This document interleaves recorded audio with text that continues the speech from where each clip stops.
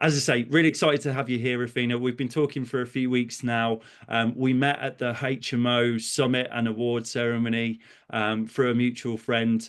And we're both excited about what we're both doing at the moment. So how are you doing? Really good. I'm excellent. I'm really fascinated to know how you do your webinars and your sessions, Chris. So, can we not see the other participants? Can we not see everyone on screens? Is it only me and you? It's just me and you. Yeah. So Okay, some that's people weird. like to do it as some people do it as a meeting, but there's a cap on how many people you can get in for a meeting. So Oh, we do okay. it as a webinar, which means that as many people as they can join, and then it's just me and you that's on the call. Love Um, it. Okay. Sorry, I just was like, okay. I was like, where is everyone?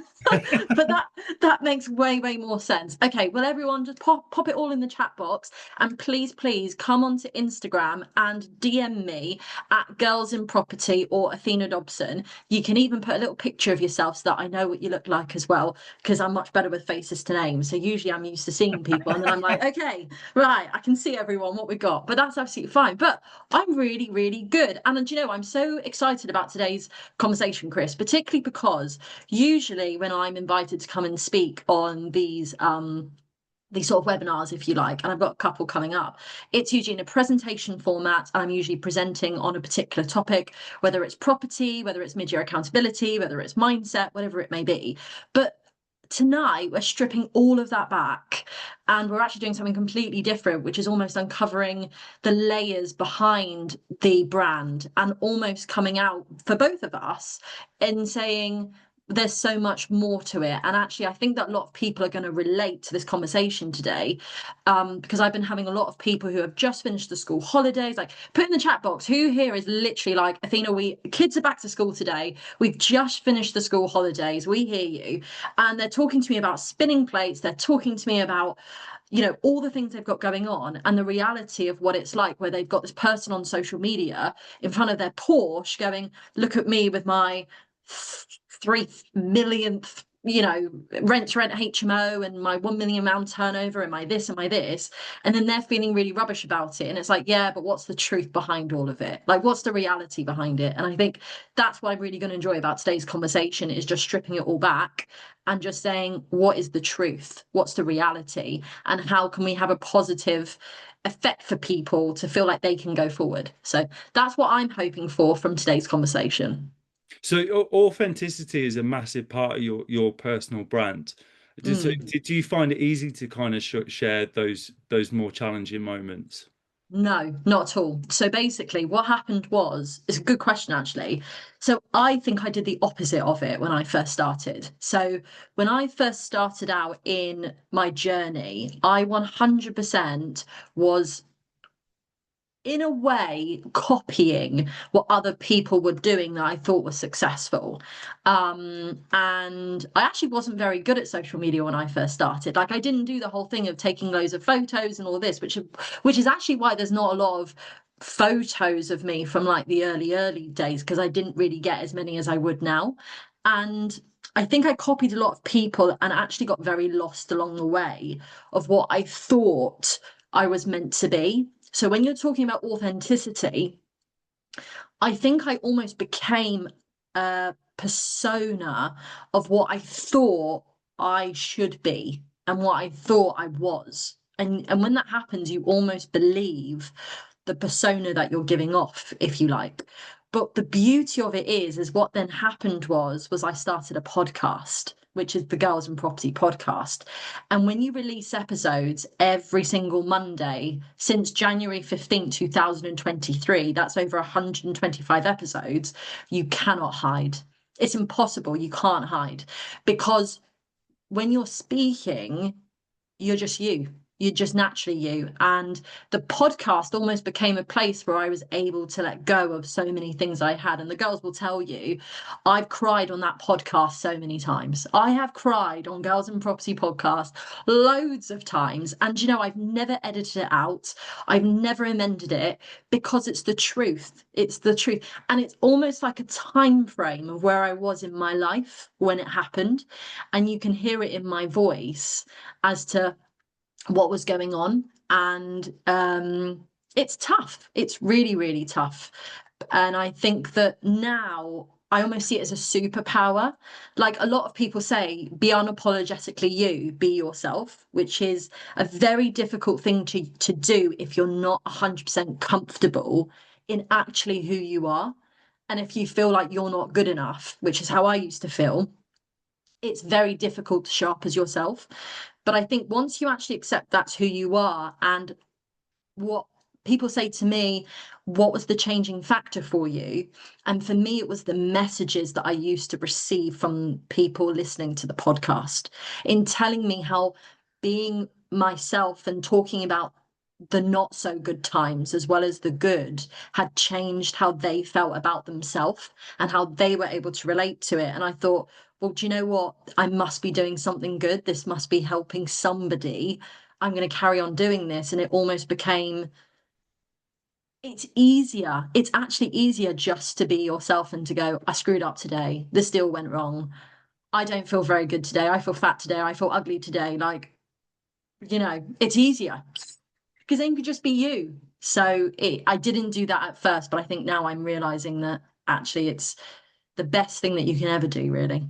So, yeah. Yeah, I had a cry this morning. I put a suit on that was about 8 years old and I was too fat for it this morning. So yeah, I know that feeling. Yeah, but do you know what? I did the same thing. So I'm going to an event tomorrow, and I put an outfit on that I wore a year ago because we're now going into like winter.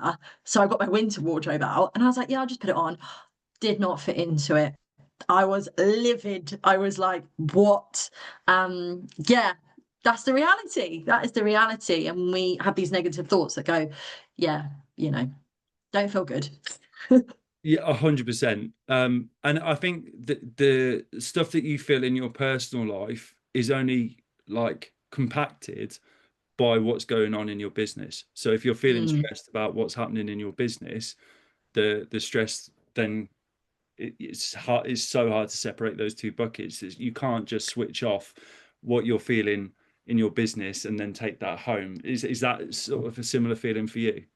Well, I think there was you go through different chapters. You go through different chapters within your journey. So everyone who's listening to this, you will be in a different chapter, whether you are somebody who's tuning in right now who is in a full-time job, wanting to leave their full-time job, having to juggle so many things and getting into your property business, or you're tuning in and you've literally just left your job. Congratulations. Danny, shout out to you. So proud of you, girl. And now going into property full time, or you've been doing it for a couple of years and now you're like, okay, what's my next thing? Like, what's my next step? Which as entrepreneurs, we all have. We all feel this emptiness. We all feel like, yes, we've got to go again and again. But actually, what was happening was you, at different stages, if you're in a relationship as well, it becomes quite difficult because there's so much we can talk about this with Chris, but like your relationship then gets affected at different stages within that process because of the amount of attention that you have to give towards your business. You therefore literally get into bed with your business as opposed to your partner. And that's what happened to me. And I think that where the real tears came from on the podcast and where the real heartbreak came from was because my relationship was breaking down as the business was progressing. So the business is going like this, and the relationship was going like this because you have to make sacrifices. Mm. I heard someone say on, well, I read it in an article. I didn't, I watched it on TikTok, but it was someone famous. And they were saying that So like when you're in business, your life is a triangle, and on each corner of the triangle you have your health, your relationship, and your business or your yeah, career. And at least one of them fails because you can't keep all three running at the same time. Is yeah. that how you felt in that moment? Yes, that is how I felt in the moment. Yes, is the short answer to that. But the key I would say is you have to communicate, you have to talk 100% because no one is ever really going to understand what you are going through. Like Chris, like, okay, with you, for example, you've been building like your own business for like no one is ever going to really know what it feels like to be you in your business, me in my business, the viewers in their business. No one's really going to understand that. And then to try and explain that to your partner, whether they've got that entrepreneurial mindset or whether they've got that spirit or whether they understand why you do what you do, is different. So, for example, your partner can say to you at midnight or at 1 a.m., you now need to stop. You need to come to bed. You now need to finish what you're doing. And you're there saying to them, no, you don't understand. The deadline is tomorrow. This is happening. This is happening. I can't come to bed. They then feel that they're being dismissed because you're not listening to them. And they're like, you might as well literally just go to the office and you might as well never come back because you're not here. You're literally not here. You're not present. But then you have this like feeling within you that goes, well, am I meant to choose? Am I meant to choose between my relationship and my business? Is that what I'm meant to do? Or am I meant to bring the other person on board to make them understand what it is that I'm actually trying to do at the moment to progress? Now, I should say, for everyone who doesn't know, I'm still with my partner. Like we didn't, we and by the way, you definitely put in the promotion that I was married. I'm definitely not married. Oh, I apologize. That's okay. I was like, I literally messaged like Sam Cooke and I was like, he's bloody married me off. Maybe I've dropped hints for your partner Maybe, yeah. maybe. I was like, Steve, we're married off, FYI. But you know what? You have to go through, like, anyone who says to me that they haven't gone through the darkness, I almost feel like, well, it's coming, or you're not quite there yet, as it were. But there is such light at the end of the tunnel. But I think what I'd love to talk about is really the getting started bit, because I think what happens, Chris, and I don't know if you've experienced this before, I don't know if the listeners have experienced this before, so I'm just trying to open a conversation here.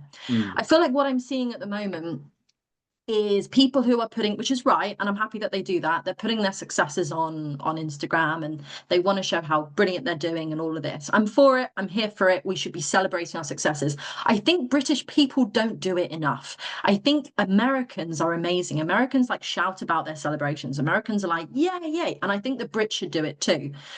But I think that in doing so, they sometimes forget about what it feels like to be at the start. And what I'm proud of is that I'm able to say that I still understand and I still remember what it feels like, because I'm only like 4 and a bit years in. I know what it feels like to be that girl or guy at the start, and the sacrifice and the frustration and the doing 1,000 things at the same time, in order to then be able to delegate. And like, for example, Chris, like I remember I was at an event once and I was speaking on a panel and this girl stood up and said, because I was saying that at the beginning of your business, you needed to do all of the jobs. Like, I think somebody actually said once that when you start a business, you literally do about 180 jobs within the business, because you are the marketeer, the sales coach, the person who does everything, the email marketeer, not the broker, the bookkeeper, that you do all of these jobs. And I remember she stood up and she said, well, why don't you just delegate? Like, just delegate, just get people in, just delegate. I'm like, how are you going to do that? And she's like, well, just get them in. And I'm like, okay, talk to me about cash flow at the start of a business. Like, how can you? At one point I couldn't even feed myself. I had literally £3.25 in my bank account and I got rejected at Lidl counter, and you want me to hire someone? How are we doing that? Like, you have to, there's no way you can do that. You have to just keep going with it. And so I'd be really interested to hear from almost the listeners when we get to that bit about how they feel at the moment in their own journey, and how like, if they feel like, how do you get past that first bit? Because you can get past that first bit. You definitely can. And there are ways that you can do it, which I can explain. But it's just important to say that just keep going. Consistency is literally what will get you there. Yeah, I think that when you start a business, you start a business because you find a solution to a problem that you're trying to solve, and naturally having that ability has results.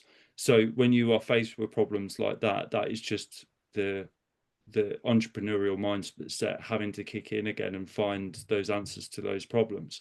I think when we started, David joined the business probably about a month after I decided to set up the business. David's my brother. We're completely opposite. And he's quite an introvert, so he doesn't do much networking, whereas I'm quite an extrovert. And over sort of probably a 6 month period, we were clashing because I wanted him to be able to support me in doing, basically being a clone of me. And it was actually, someone said to me, once you understand that your brother is different and that you realize he has a different skill set, you're actually going to fly. And I then really sort of had to look inwards and understand what it is that David does in terms of his skill set and the way he approaches certain situations. Now, actually, he's that safeguard to the business that when I come up with mad ideas, it all channels through him first. And certainly some of those areas of the business, like the operational side, the financial side, he's able to sort of really take a grasp of that and help support that. But I can only imagine how stressful that is when you're on your own and you've literally done this from day one by yourself. I imagine you're still doing this by yourself. So let's kind of understand Girls in Property a little bit more, and your business. So when you started 4 years ago, where are you in terms of what have you done? Where are you now? Like, how big is Girls in Property? Tell me everything. But Girls in Property isn't 4 years old. Girls in Property is about 2 years old. So the first ever podcast episode was aired on January 15, 2023, and we're now in 2025. And it's incredible what it's achieved in that short period of time. Now, you said something which is perfect, which is what I say to everybody whenever they start a business. So even a property business, for example, absolutely. What's the problem? How do you solve it? And people always say to me, how do I get landlords to say yes? I say, what's their problem? And I say, give me their problem. And they say, I don't know their problem. I'm like, that's your problem. You don't know their problem. Because as soon as you work that out, you can then fill the hole and be able to go forward. So, Girls in Property. So I'm actually going to ask the group this, if that's okay, because I'd like to interact with the group a second. Okay, so guys, use your group, use your chat box for a second. Okay, so where are we? We're back in 2000. So first of all, I used to be a premium travel consultant. Let me just, so anyone who doesn't know me, I'm going to give a bit of background.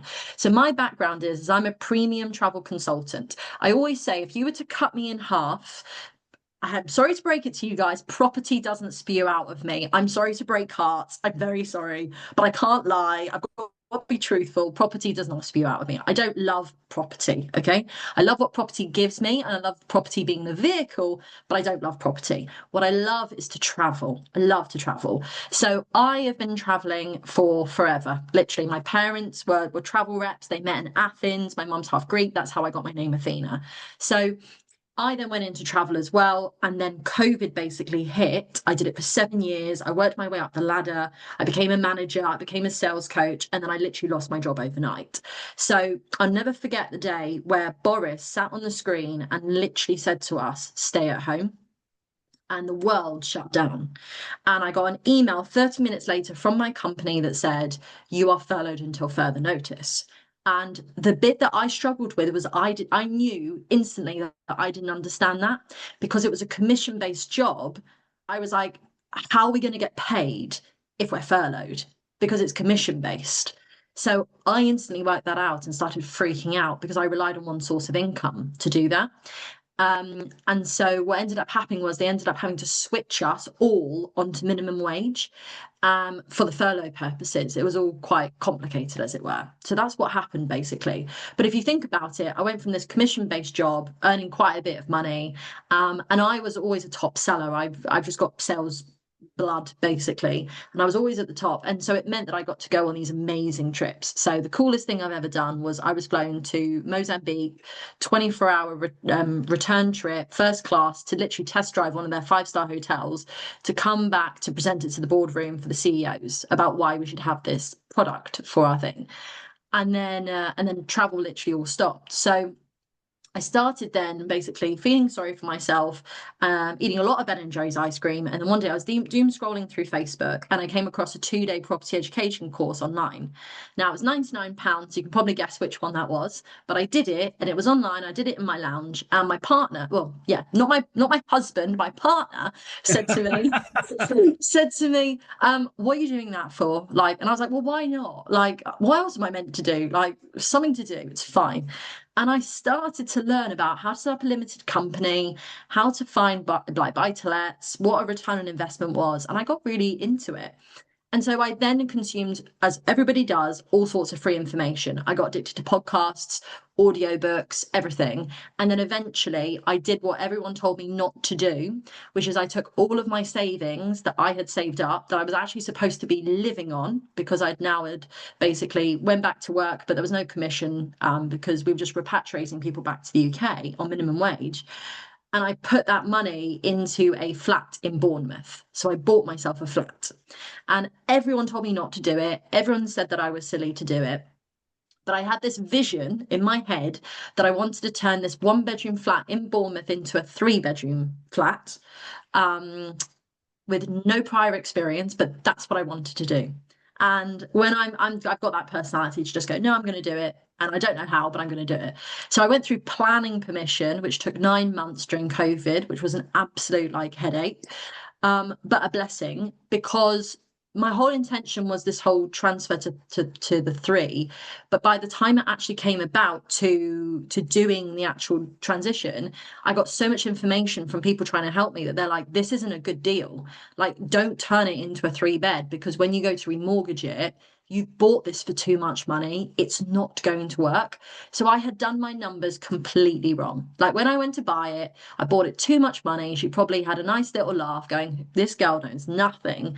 But I've still got that flat. I've still got that flat to this day. It's not the best deal I ever did, but it will always be my first deal. So I literally turned it around, got some tradies in, new carpets, paints, everything, and it rents out, and literally, touch wood, like, it's just does its thing. Just does its thing. It's Bournemouth, it's south, get some capital appreciation, just nice and calm. And I'll probably keep it for I don't want to say forever, because you never know, but I'll keep it for as long as I can keep it for, really.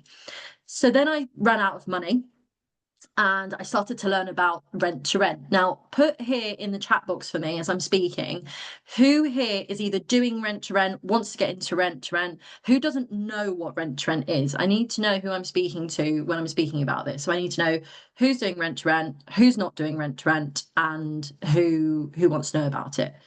So rent to rent, basically, I was doing, and it was amazing, and I was able to therefore leave. Yeah, okay, good. So, oh yeah, Jen, hey Jen, how you doing? So Jen's doing rent to rent. So Jen, basically, I'm putting off. Yeah, Dawn. Okay, so here's the thing, guys. Right, I can talk about this for England. Rent to rent has its positives, and rent to rent has its negatives. It got me to the dance, but there's a lot to it. Okay, so I ran out of money on my buy to let. So I had to get into a cash flowing strategy, because I knew that I no longer wanted to go back into the travel industry. It was dead in the water, and I didn't believe at the time it was ever going to recover. So I took matters into my own hands, and I said to myself, I'm going to set myself a goal of leaving my full-time job to go into property full-time in less than 12 months. That was my goal that I did. So I got into rent to rent, and I'll come back to that one in a different occasion. But as I got there, I basically took one on, and then took another one on, and started getting quite good at it, and then moved into rent to rent service accommodation. So my experience then became rent to rent HMO, rent to rent service accommodation. And then I got my cash flow. Now, spoiler alert, I was able to leave my full-time job in under a year. I did it in 11 months, and I can't remember how many days exact, but a certain amount of days. But I did manage to do it. And then, weirdly enough, only then did I start going to networking. I wasn't even networking prior to that. And I went to my very first networking event, which was at Progressive Property Network in Bournemouth with Lee Ashby, which, funny enough, I went and did a talk. I was invited to come and speak there a couple of months ago, and I spoke about this situation for girls in property, and Lee was like, I never knew it started here. I was like, it literally started here. Because, I'll tell you why, I walked into the room, and I'm more confident than I used to be, definitely more confident than I used to be. But I reckon if you'd taken a different person in my shoes walking into that room, they would have walked back out again. They would never have walked straight into that room. Like, I know so many women in my community that never would have entered that room. And the reason I say that is because it was like, let me ask you this. 45 people were in that room. 45.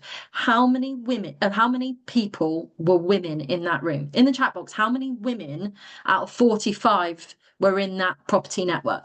Dawn, two, good guess. Five, two, two to three, one maybe, less than five. Yeah. Three women, including me. So there were two other women.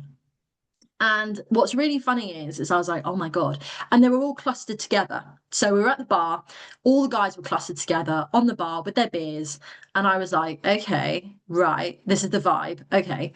And I remember, and we spoke about this on the podcast, and we've got this petition out to find this person called Claire, because I went and literally latched onto this girl called Claire, who I still can't find her. I don't know where she is, but she's the girl that literally I like went like a koala, right? Claire, don't leave me. Like, don't leave me. You're a female. Don't leave me. And she literally was like, okay, get off me. Like, go away. So we're trying to find her to be like, Claire, you started this whole thing. And I went and I tried my best. Like, this was obviously back in 2022. So obviously it was a different vibe. It was a different time, but it was quite laddie. The jokes didn't quite hit appropriately. It was quite drinking culture. It just didn't feel right. Something felt off. And don't get me wrong, like I drove home that night and I didn't think, oh, I'm going to start this whole girls and property network and I'm going to change the world and all of this. No, I went home in my car and I said to myself, that's a real shame. Like, that's a shame that I felt that way. I don't really want to feel like that again. So I looked into podcasts that were female specific. I looked into female property networks. Now, back in 2022, remember 2022, put in the chat box how many female property networks or female property podcasts existed in 2022. How many existed? I can't believe we're talking as recent as 22. Yeah. Like, this is it doesn't make sense in my head. Yeah, but honestly, this is what happened. So in 2022, because you can go and research it, you can find it if you want. Yeah, exactly, Donna. Zero, right? 2022, right? This is how quickly everything's changed. 2022, there was zero. Like, I'd like you to show me on Company's House a female property community that existed before 2022. I bet you can't. And also a female podcast, specific podcast as well. Didn't exist. And I thought to myself, okay, that's weird. Like, and by the way, there was one that existed, but it was in New Zealand. So it was Female Invest, two sisters in New Zealand, etc. So I listened to them, but it wasn't in here. It's not 1922. Yeah, I know, Dawn. Tell me about it. Anyway, so I was at lunch with my friend and I told my friend about this situation. And my friend said to me, because I've got to give her credit for this, my friend said to me, I think we should start a podcast. And I laughed in her face. Like, I was like, don't be so stupid.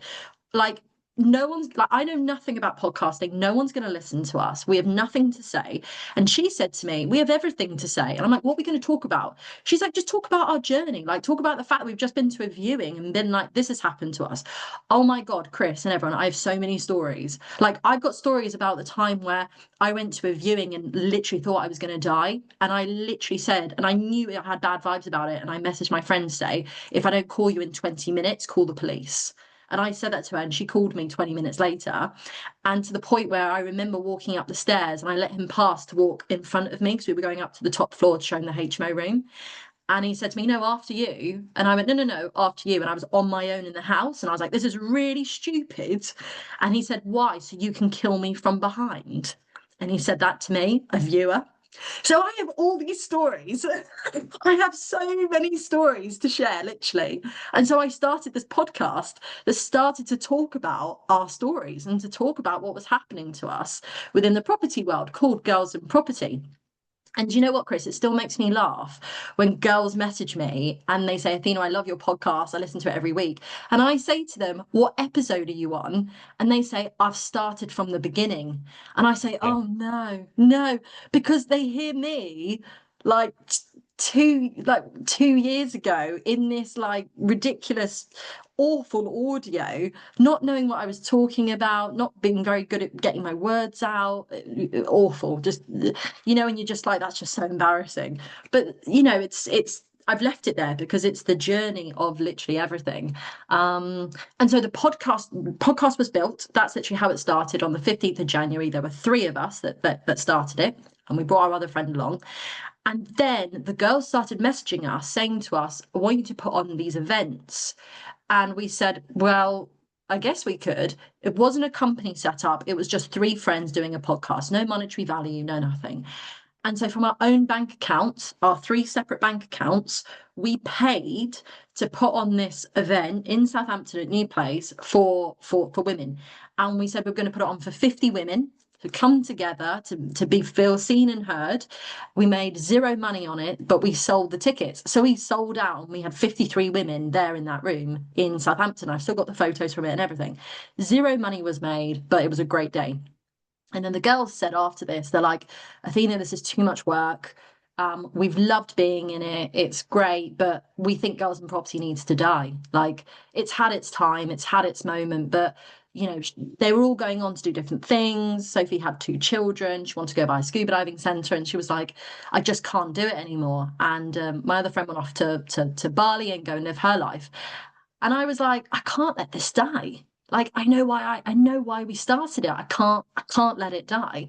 So I said, I tell you what, girls, with your permission, I'm going to take it forward and make it into something. I know it has legs, and I know it has heart, and I know it can become something. So I said, yep, it's all yours. So I think a month later, I incorporated it into a business. So Girls and Property was incorporated October 2022, I think, 2023. And then I built it. I literally built it. I put on my own event. I had 80 women. I've sold out every single one, but I sold out my first event with 80 women. Put it through my business. I had to put all of my personal money into the business, like every single penny I had. When I had £3, whatever I had in my account in Lidl, it was because everything was in Girls and Property, like everything. Because I was like, I believe in it so much, and if I'd failed, at least I'd have given it a damn good go for the women, in this industry. And so I did it, and it basically, now if you look on Girls and Property on Instagram, you'll see all the reels that I've got from all the events that I do. I held the April one last year. I held a Christmas gala. No, I held the April one from 2 years ago. I held the Christmas gala. I then held the April one that went earlier this year. And then I've got the winter party coming up this year. And then I've got April again. And they've all got about 80 women in attendance. And it's just amazing. Like, it really is. And I get female speakers, and they're women specific days. Like, I see sometimes these female property communities that are starting to invite men in. And I'm like, I just don't understand the purpose of it. That doesn't become a female property network. That becomes a property network. It's built for women. Keep it women. And so I literally built that, and then the girls all wanted to connect throughout the retreats, as I call them, throughout the times.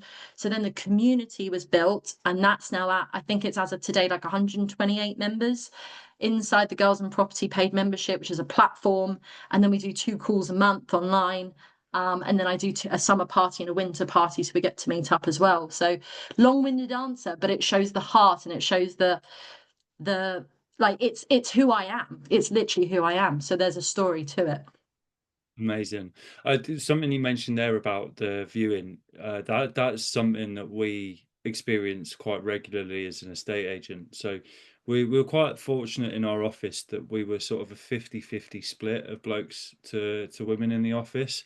But it also meant that at least every 3 months we were bringing up the Susie Lamplugh Foundation website page on safe practice for estate agents that are going out doing viewings. I don't know if your members have seen that or looking up. No, no.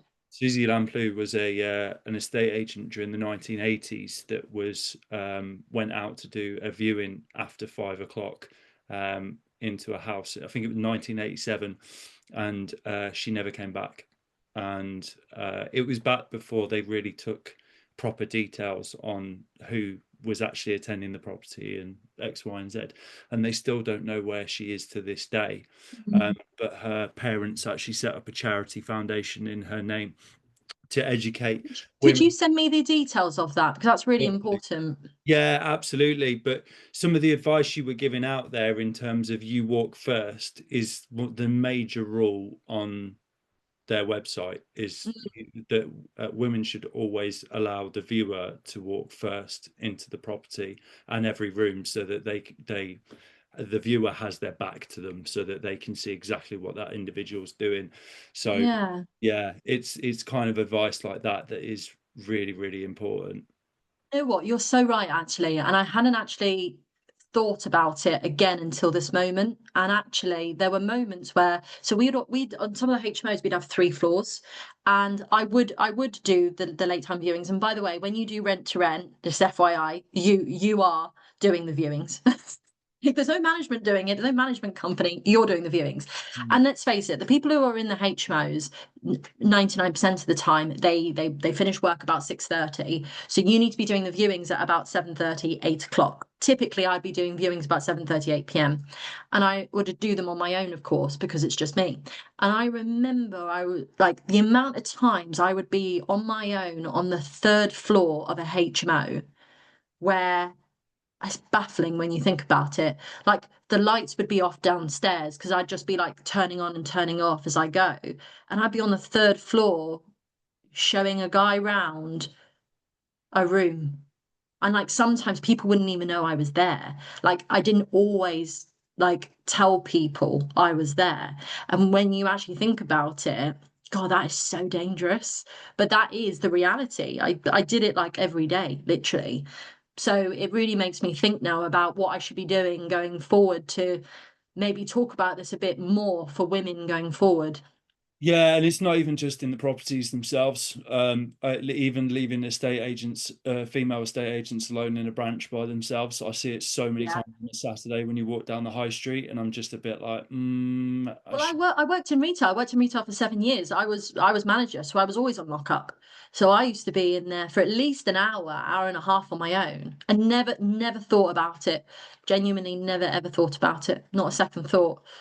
No, and unfortunately, we live in a world where there has to be that sort of consideration, and obviously with organisations like Girls in Property, and you actually having that regular dialogue about the kind of situations that women find themselves in, in terms of the kind of dangers that are out there. That's so important. I mean, in terms of like the conversations you've had on the podcast, and in terms of sort of there's situations that I'm a bloke. I No, really? yeah, I have no lived experience of what women go through every single day. Obviously, I've worked in female environments. I have extremely strong women around me who tell me about their experiences. But what's kind of some of the stuff that you and some of your members have experienced in the property industry? Tell you what, I get quite funny about this particular topic, and I tell you why. I will answer it, and I know it's an important thing to answer, but I just want to say this because I think it's important because we have some men on this as well, right? I'm going to answer this in 2 bits, if that's okay, Chris. What I have actually experienced is within the property sector, I always say there are good people and bad people within the property sector because, like, I'm very cautious of the fact that, yes, I run a female network and it's important to be the voice for females and to talk about, well, this is what women go through all the time and this is what women go through all the time. But also, there are some interesting women within the property sector. And it's about kind of like, for example, I have had way more runs in with women than I have men. My God, there are some interesting women within the property sector. And so it's really about kind of thinking about the different people. So what I'm very conscious of is I don't want people to go, Athena is girls in property, therefore she only talks about what it's like to be a woman in the industry. Like I've also spoken to men where women have treated men in a certain way within the property industry. So I'm very cautious to say that we are people at the end of the day, good people and bad people. And it's almost like we just need to be kind and respectful no matter what the gender is, no matter what is happening. So I just want to make sure that I set that caveat, as it were, which is important. From a female perspective, because I do have these conversations with women all the time. Now, to be really honest with you, because we spoke at the beginning of this about authenticity, and I will remain authentic, a lot of the examples haven't actually happened to me personally. And I think people say to me, why do you think this is? And I always say, I think it's because I've got F off written on my forehead, like literally. I genuinely think I do. I think sometimes I've got like a resting bitch face where if I'm not into the conversation, I'm like, mate, go away. Don't get me wrong. Also, I laugh a lot of stuff off. Like, okay, what does happen to me on a regular basis? Obviously, I'll be at a networking event and, a guy will come up to me and say, well, don't you think it's really sexist that you have a female property network? Like, why do you need that? Why, like, you're discriminating against us and all of that. I have that all the time. I laugh it off. That's fine. But women, examples from women from my community, and I know that they'd be happy for me to share those. One of the most recent examples was during an investment conversation with a person where I won't name her, but she basically put this whole contract together and negotiated this investment with a particular private investor. And it was just her. There was no male that was even introduced into the conversation. They'd been speaking for weeks. They went to go and sort of go forward with it and sign the contracts and everything like this. And this was about a month ago. This is recent. And he said, before he signed, he says, well, I'd feel more comfortable if we also had your husband present when we sign these contracts. And he said that to her. He's like, I'd be more comfortable if your husband was here. And she didn't even have a husband like me.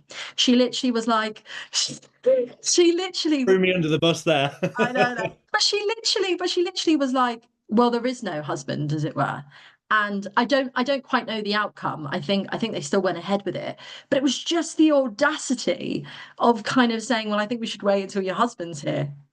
When she's been doing the whole negotiation, everything with no mention of a man, but then it wants to do that. And that to me baffles me. Well, I'm telling you now, if that ever happened to me, first of all, I don't know if I'd actually go forward with the investor. Number one, I don't think our values would align. But two, bless his cotton socks, he better run because I'm coming for him. So, and she's quite a strong woman, so she was okay about it. But again, you've got to think about those women, Chris. And this is what I think, right? I think the reason that I do Girls in Property is to give a voice to those who don't have a voice, because there are so many women in my community who I feel don't feel confident in their own voice, and they feel shy and they feel timid. And when that happens and these situations happen, and it is a lot of work, like I take it on, it's a lot of responsibility for me, and people say this to me and I'm aware of it, they obviously DM me or they call me or they message me. So I get a lot of messages and they'll say, Athena, this has just happened. And I've almost got to like bring them back to feeling confident again. And that's tough. That's really tough for them when they're knocked and and you're like, don't worry about it. Let's get back, as it were. But you know, we're not That's all such as an we're not all interesting. as confident as other people. You know what I mean? Like people aren't as confident as us, Chris. And I think that's really important to really think about how we can use our voices to support the people that don't have the voice. That's such an interesting point because although I don't think it's necessarily tied to whether you're male or female, that in Mm, the situation that your community member found, that whether you're male or female doesn't really matter because when no. you're first starting out in property, you're so desperate to just get your first deal done and move on to the next one, or just get started and make it happen. You end up putting up with a lot of shit that comes your way, Yep. and maybe you wouldn't necessarily you would deal with people in the beginning that you wouldn't necessarily deal with after a few years experience. And I guess that with Girls in Property, that provides that platform to be able to share those experiences, that and although this was quite a sexist experience, it's with other people that actually understand what you're going through and what you're trying to achieve on a daily basis.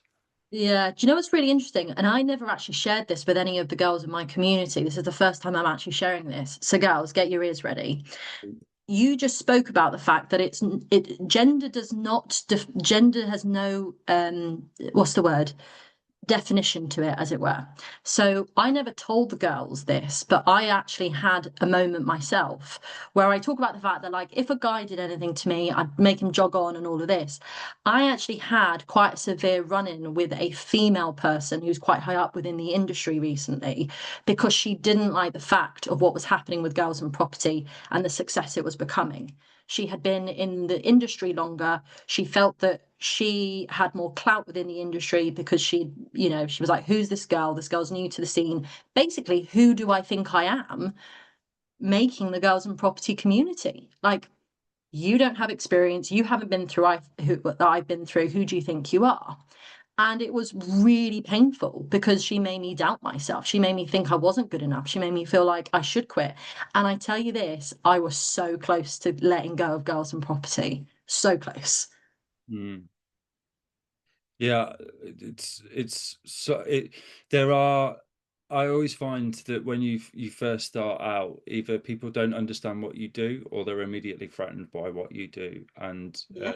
that is a completely unique challenge within itself to try and plow through that mindset. And they always say that business owners um, give up, at quite high numbers in the early years. God, absolutely. Like the amount of businesses that actually fail because when you doubt yourself and then someone else puts that extra doubt on you, you go, oh, maybe they're right. Maybe Yeah. because I already believe it. I already believe it. So if someone else then puts that extra doubt on, you're like, oh, Yeah, I had a similar experience within the first sort of 6 months of launching UK Homes Network. I went to an did event, you? and the this is what happens with girls in property. Like, you just you give me a space to feel safe and tell you this stuff. That's basically what's Come happening. on, Chris, share away. Well, I'll keep it short, but it was basically that I think there's a lot of people in property that assume that because if you're not a property investor or a property developer by trade, you're not effectively in property. And Yeah. I make no secret about it. I don't invest in property and I don't develop my own property. It would be nice to do at some point, but my entire focus is UK Homes Network, and my career has always been focused on estate agency or working for a house builder or within the prop tech sector. And when I explained this to an individual, he turned around and asked me if I still lived at home with my mum, uh, which was, yeah, quite an interesting experience and a massive confidence knock. So I can only imagine the levels of support that you're giving to your community, because there's no one to pick you up from those conversations, really, and someone that you can share that with. Do you know what? I called. I remember when it happened. I remember when it happened, and it wasn't just one thing. It went on for a period of time. Um, there was a lot of online stuff that was going along.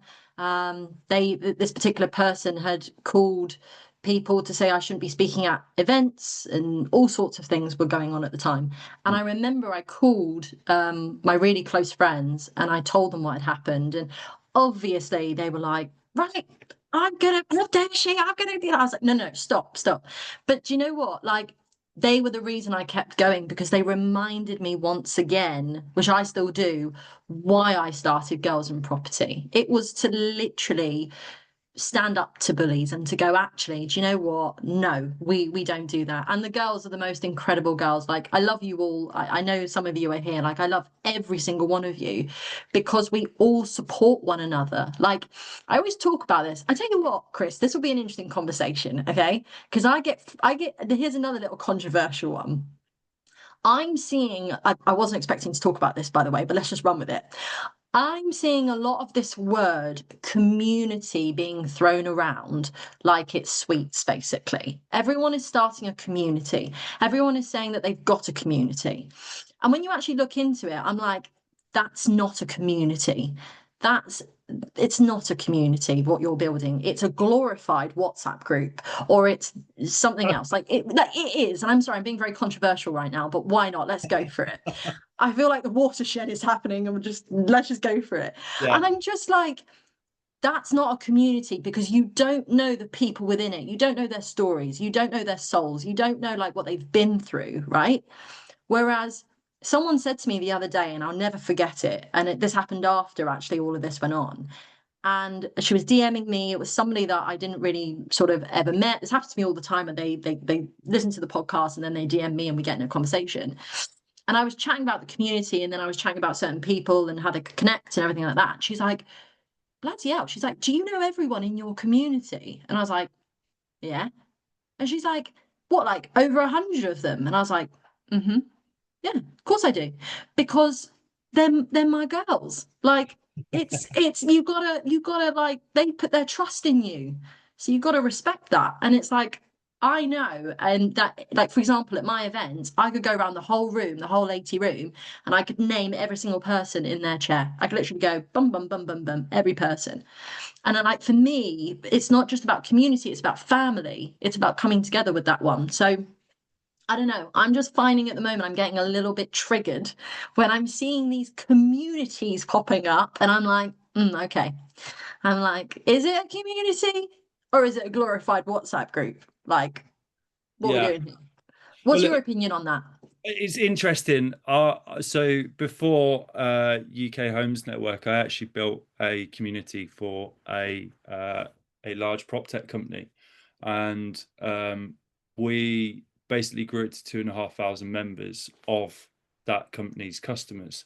And it was really interesting because they didn't realize the people that were in there were very apprehensive about sharing what they were up to or what they were doing, because it felt like an upsell to their main software product. So a lot of these businesses now, SaaS businesses, software businesses, have some sort of community element as a sort of way of retaining customers. So what they want to do is they want to bring them in and give them this sort of community feel, so that they're less likely to churn or cancel their subscription. Now, the problem is with that is that they do churn, and you end up with a lot of inactive accounts and what have you. So when I do see that these communities are popping up left, right, and centre, it never escapes me the fact of how hard it is to get it to a point where you've got people posting regularly, contributing, messaging each other, talking to each other, and actually having that sort of community aspect. So what you've done with Girls in Property is astounding. The fact that we are on this call tonight and you've got so many amazing women that are contributing and chatting and along to support you, that is the real definition of a community. So yeah, I think it's like all things in marketing, it's probably having its day right now.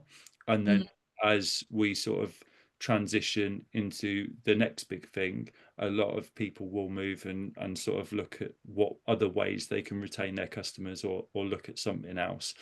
And what will be left is that there will be, it's like podcasts, right? So you do Oh a yeah. podcast. So probably when you started, people say, what do you want to do a podcast for? Everyone's starting a podcast in COVID. And there's going to be so many podcasts out there. And then what happens is that those people that give up, they stop, and all that's left is the ones How that many people have you seen start a podcast, put all of their launch and marketing and everything, and I think they get to what, like 4 episodes, and then you never see them again?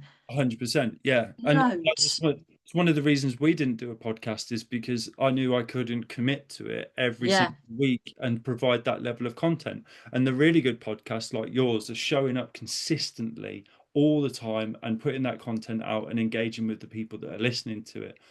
So it's no mean feat, and that's the same as a community. Is that Oh yeah. Yeah. it's a full-time, if Yeah. not double full-time Yeah. job with overtime to manage that community and support those people. So Yeah. it's It's nothing. crazy. Do you know, a podcast is like being in a relationship, literally, because, and no, it is, because Marriage. you've got, yeah, a marriage, because you've got to commit to it. Because people say to me, like, I want to start a podcast. I get this all the time. Athena, I want to start a podcast.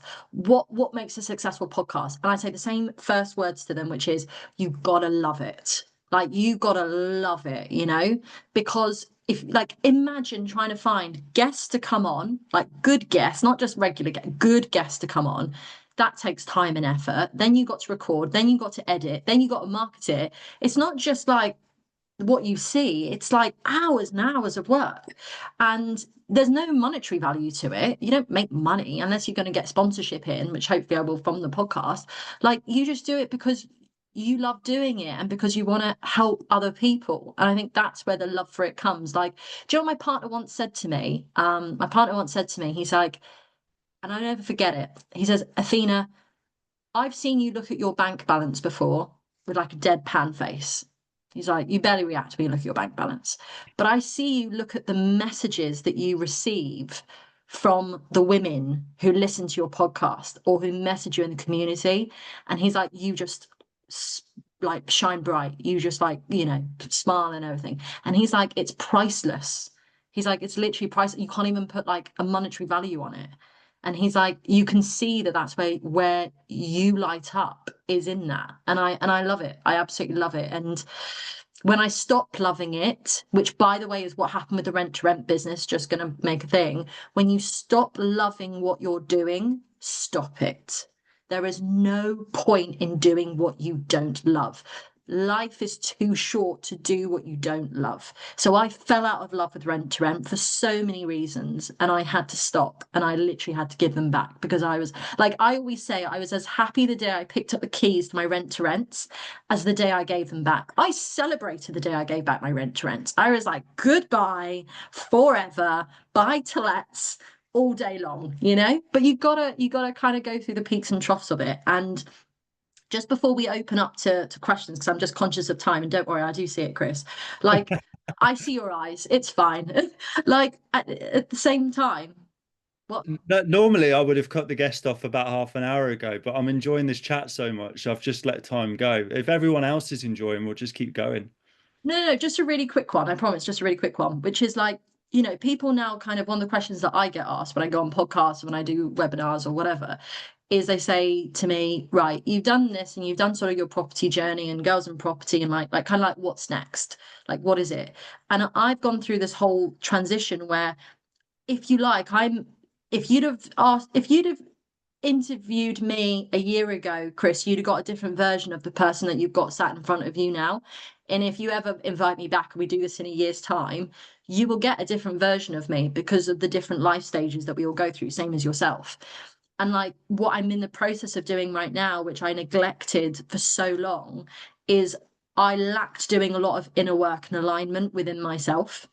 And I think that I was so hungry for it and I was so business orientated that all I was caring about is how much money I was making. And now I'm in a completely different chapter where I'm able to have that alignment aspect within my life and to look at, who am I? What is it that I'm looking for? What's my purpose? And I think the thing that for me is now my purpose and my drive going forward is, in a way, I was that person that signed up to every single £15,000 property education course, mastermind course, all of that. And I've said openly, I've spent over £35,000 on my education within the property and the business sector. And the question I get, or the statement I get the most at the moment is, Athena, I wish I found you before X company. Athena, I wish I found you before X company, because all of my money has gone to this company or this training provider, but I'd rather be with you, but I can't be with you because all my money is tied up there. And I think now I'm at the stage where I'm like, what is it that doesn't exist in this industry at the moment? And what doesn't exist is really thinking about aligning your business with who you are. Like, it really doesn't. It doesn't start with like you as a person and what you're looking for and then going on to it. Like, there's too many of these training providers that go, here's HMOs, here's SA, here's rent to rent, here's this, blah, blah, blah, blah, blah, blah, blah. But it's like, yeah, but why? Like, what is it that you want to do? Why do you want to do it? Like, if someone says to me they want to get 10 rent to rent HMOs, why? What if you want £5,000 per calendar month? Why? Because it's important that we first start with that. And so I'm now moving into this movement with Girls and Property, and I'm literally launching it. I'm going to be starting in October. So if anyone wants any information, please DM me, come and talk to me. Some of the girls are already in it, where I'm starting this program for only 15 women. Like, I want to keep it small, 15 women. It's a complete beta test. I'm starting it fresh, where we look at kind of who you are from a mindset perspective, and then how does that then relate to strategy? So I'm saying that mindset plus strategy is the winning formula, basically, but starting there. And I don't think enough people are doing this. They're moving towards the strategy without taking stock here. And I wish that almost I built what I wish I had when I first started, because it would have saved me 35 grand. Quite frankly, because I kept searching, going, this strategy doesn't feel right, but I've spent 2.5 grand. Let's go find another strategy. Whereas if I'd have just taken time to really think about me before moving, I'd have skipped so many of those. Like, I definitely don't want to do commercial conversion. I definitely don't want to be a deal sourcer. Like, if I'd have just known me before doing that, I probably would have saved quite a lot of money, as it were. So just alignment, I think, is what I'm really seeking, and for others at the moment, and sort of higher purpose, which I don't think enough people talk about it actually within the business sector. I love that. There's just so much information out there. People just need a bit of validation in what they're doing to be able to make the decisions that they want to do. So, like, asking them, they want to do 10 HMOs. Yeah, but why? Like, Yeah. yeah, I totally get that. Yeah. And sometimes they can't answer you. Sometimes they're like, well, that's what everyone else is doing. Okay. But what's your version of success? What's yours? And I think I'm able to say it to them because I didn't know mine. So Mm, I'm almost trying to help them because I didn't know mine. Like, if someone said to me why I wanted 10 rent-to-rent HMOs, I'd go, well, because I want money. But why do you absolutely. want but why do you want money? It's not the money that you want. Like, it's what the money will give to you. And it's all about the psychology aspect of it, because I'm really into psychology. So I like consumer behavior. It's fascinating. People. We're gonna have to get you back for a part two on that one because I'm fascinated by it as Oh, well. people. I'm a sit in a cafe and watch people all day kind of girl. 100%. But sorry, I probably rambled on.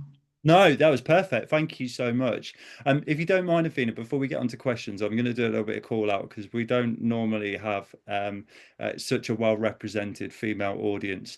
And one of the sort of things I spoke to you about was that the problem we have with these webinars is that they are very male dominated, and we've had some fantastic male guests, but we also want to give females the spotlight as well.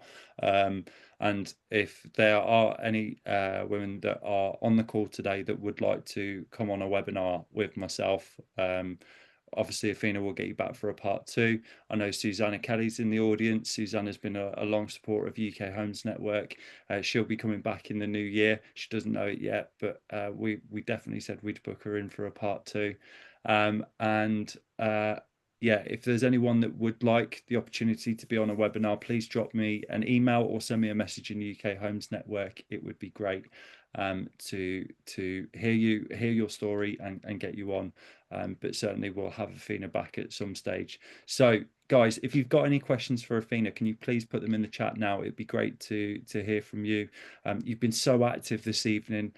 This has been one of my favorites webinars, to see the chat just firing off every 5 seconds. And that's testament to the community that you built, Athena. So congratulations, that's fantastic. Oh, thank you. Yeah, I train them. I literally am like, right, ladies, right. I get, sometimes when I ask them like what they're celebrating at the beginning, and they know this now, if somebody doesn't write in the chat box, and because I can read it through and I know who's in, I then pick on that one person who doesn't write in the chat box and I make them say it in front of everyone live. I love They that. love it, by the way. They love the small encouragement. It's not bullying, it's small encouragement. It's good for them. Absolutely. Yeah. Absolutely. Donna's put a question in. So Donna's one of our members in the UK Homes Network. Donna has asked, what advice would you give to a woman who's starting out in property? Okay, so what advice would I give to a woman starting out in property? Well, it's the advice that I would give to both men and women. So I'd give to any person, as it were. I think that what's very difficult when you're starting out is not everybody can understand your vision or understand your purpose, as it were. You've got probably a daytime job, you've probably been doing something else, and you're thinking to yourself, well, what is it that I want to do, as it were? Number one, surround yourself with like-minded people. And what I would do is I'd probably, looking back on things, if I was going to do things again, I would look at surrounding myself with people who are just that little bit far ahead of me. So even now, when I'm looking at my circles, I always like to try and hang out with people who are just that bit ahead of me. So that you don't want to be the smartest person in the room. You want to be learning from the people that you're with. But those people are going to be the people that on a day where you feel really down or feel like you're not good enough or feel like someone's told you, well, that's rubbish, or your boss has told you something, you've got other people around to really pick you up. I think another thing that I would suggest in general that I don't think enough people say, so I'm going to say it, is sometimes I think people are too quick to leave their job to jump straight into becoming self-employed within the property sector, thinking that they're going to cash flow quickly from property. And I think that this is what is sold in terms of a get rich quick. They say, leave your job, everything's going to be fine. You can make £5,000 per calendar month in the next 90 days. And they sell you a course and they put you down this pipe dream. And then you realize that actually there is no golden nugget at the end of it. And then you get despair and you get disappointed and you go back to your full-time job. That is a cycle that literally happens all the time. And I see all the time. Instead of leaving your full-time job, why don't you instead think to yourself about potentially getting a job within the property sector so that you can actually start to understand how property works? So if you go and work in an estate agent, if you go work for an EPC company, if you go become a surveyor, whatever it is, you start to actually learn about property and you almost do like a transition into it. So that it's not just like a drop, no income, stress, pressure, must get a deal, get it, woo, or get it or not get it, fail, go back to the beginning. It's like, well, why does it have to be that way? Why can't it just be nice and steady, no burnout? Doesn't have to be like all or nothing, like just go steady. So that would be my two ones, I would think. And I can give you so many, but my two would be surround yourself with the right people, getting the right community, girls and property. Woo.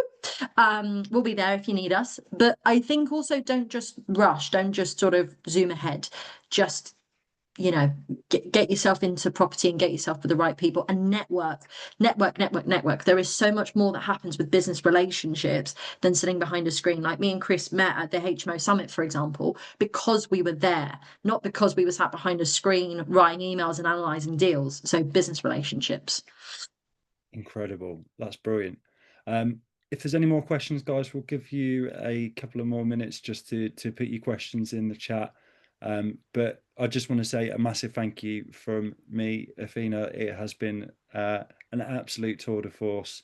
Yeah, we're normally quite tight on time with these ones, but I've just enjoyed it so much. We've just gone well over the hour. Oh God, it's because I do a podcast, so I just talk for England. But I hope that it's been useful, and I hope that if you're watching this and you're listening to this, you don't feel like you're on your own. Like, you're not on your own. Don't believe everything you see on social media. Like, too many people, I think, compare themselves thinking that they're behind other people on socials. And it's like, no one is going to put heartbreak on social media. Nobody's going to put them crying on social media apart from me. So, really think to yourself, you're on your own journey, focus on yourself, and just fly. Always just fly. Fantastic. Well, guys, thank you so much for joining us. Athena, you're going to be up our neck of the woods towards the end of the year. Am I allowed to say? Yes. So anyone who is in, thank you, Chris. Anyone who is interested, number one, come and join the Girls in Property community. Honestly, we're built on the Circle platform. There is no WhatsApp group, there is no Facebook group. It's on a professional platform called Circle. Our next call, I can tell you, is going to be on Tuesday, 23rd of September with Anastasia Sofin. I'm not going to swear, don't worry, Chris, but it's a FU energy that the whole call is going to be about, basically. So it's about setting boundaries, and it's about sort of like, what's your yes? Like, if it's not a hell no, it's a hell yeah. No, if it's not a hell yes, it's a hell no. So what are our boundaries? So that's going to be on the 23rd with her. And then I'm going to be coming to Birmingham on Saturday, the 15th of November, for the Girls and Property Winter Party. So if you're in Birmingham or you want to come, then let me know. It's only £49 for the ticket. I could pop it in the link here, or Chris can send it. But also, if you just follow Girls and Property on Instagram, then if you click on the bio, you can book your winter ticket there, or email me at girlsandpropertypod@gmail.com and I'll email you the ticket. But it's just a night. We bring everybody together. It's female only, specifically specifically, sorry, Chris, but I just want to make sure that I create this environment that women can come, let their hair down, and just be themselves. And it hits different when it's just women. It really does every time.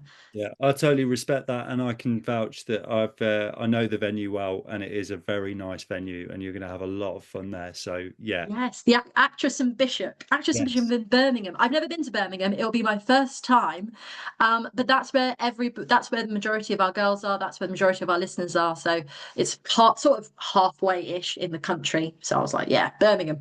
yeah. Birmingham is an amazing city. You'll have a great night, and yeah, well, we'll make sure we vouch for your visa to come this far north.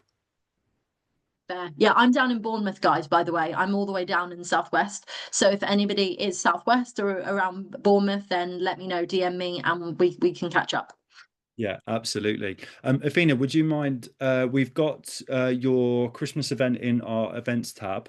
If you wouldn't mind sharing the link for that so that everyone can find it in UK Homes Network, that would be fantastic. And we can get a few more of our female members along to the event. That would be brilliant. Uh, Sure. Yeah, we'll do that. No problem. well, Yay.